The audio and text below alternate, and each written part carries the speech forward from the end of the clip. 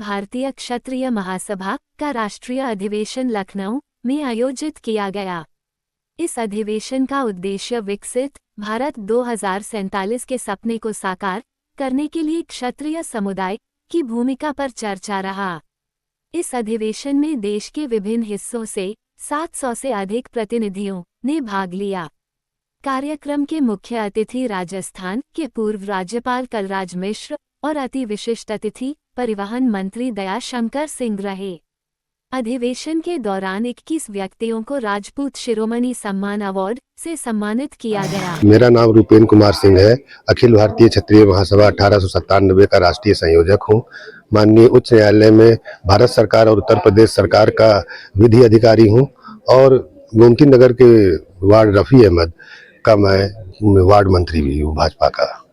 Sir, क्या कहना चाहेंगे राष्ट्रीय अधिवेशन के अवसर पर? राष्ट्रीय अधिवेशन हमारा हर वर्ष एक तो राष्ट्रीय अधिवेशन होता है और दूसरा स्थापना दिवस मनाया जाता है। 1897 में इस संस्था का पंजीकरण हुआ था, तो उस हिसाब से हर वर्ष इसका कहीं ना कहीं भारत में इसको मनाया जाता है। इस बार 2025 में ये लखनऊ मनाया गया, जो कि 129वां स्थापना दिवस समारोह था। और राष्ट्रीय अधिवेशन में जो राष्ट्रीय कार्यकारिणी के लोग होते हैं वो बैठ करके अगले एक वर्ष की रणनीति तय करते हैं। वो भी बैठक आज हो गई। सर, सभी समाज के लोगों को आज इस अवसर पर क्या मैसेज देना चाहेंगे?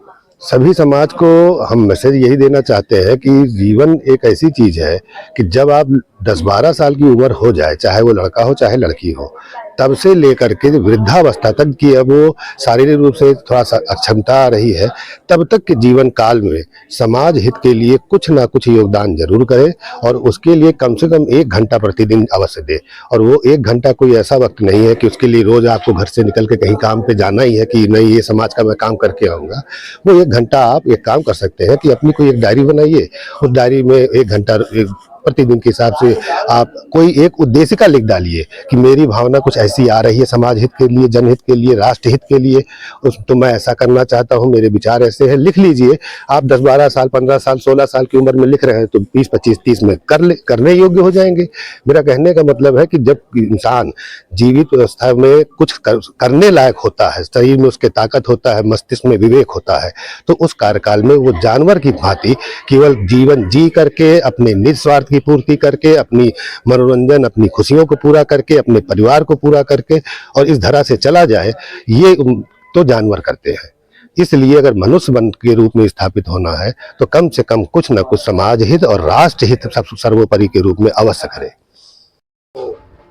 ये जो समाज, क्षत्रिय समाज का जो अधिवेशन है, इन्होंने भारत में जितने भी सामाजिक घटक हैं और जो राष्ट्रीय एकता के लिए काम करते हैं और उन घटकों को एकजुट करने के लिए इनका निरंतर बहुत पुराने समय से प्रयास रहा है और आपस में जो भेदभाव है उसको मिटाकर और एक अच्छे भविष्य का निर्माण करने के लिए तो एक दूसरे में सौहार्दता और बंधुता और इसको लेकर वो आगे बढ़ रहे हैं और जो चाहिए भी। तो हम तो यही संदेश देंगे कि ये जो समाज है, क्षत्रिय समाज, ये एक देश की आधारशिला इन्होंने रखी हुई है और उसी आधारशिला पे एक फ्रेमवर्क बनाया था 700 ईस्वी से लेके 700-1200 ईस्वी तक।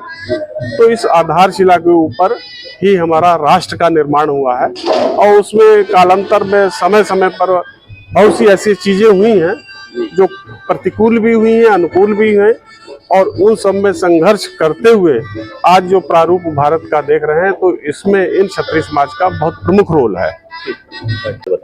मैं आशीष सिंह चौहान उत्तर प्रदेश का निवासी हूं और मैं राजस्थान और उत्तर प्रदेश की दोनों पृष्ठभूमि से लंबे समय तक समाज के लिए विभिन्न तरीके से और बड़ी संस्थाओं के साथ मिलकर काम किया है। जो देश के उच्च स्तरीय उद्योग संस्थान हैं, मैंने उनके माध्यम से देश और अपने यूथ के लिए बेहतरी के लिए काम किया है।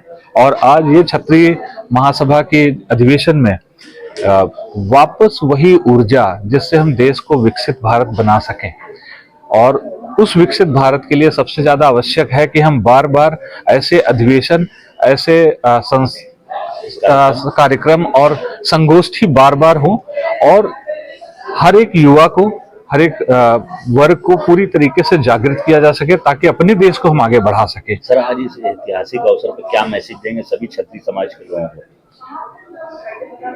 एक दो लाइन है, उसको वीर रस में कहा जाएगा, शेरों को आजादी है, आजादी के पाबंद रहें, जिसको चाहे चीरे फाड़ें, खाए पिए आनंद करें।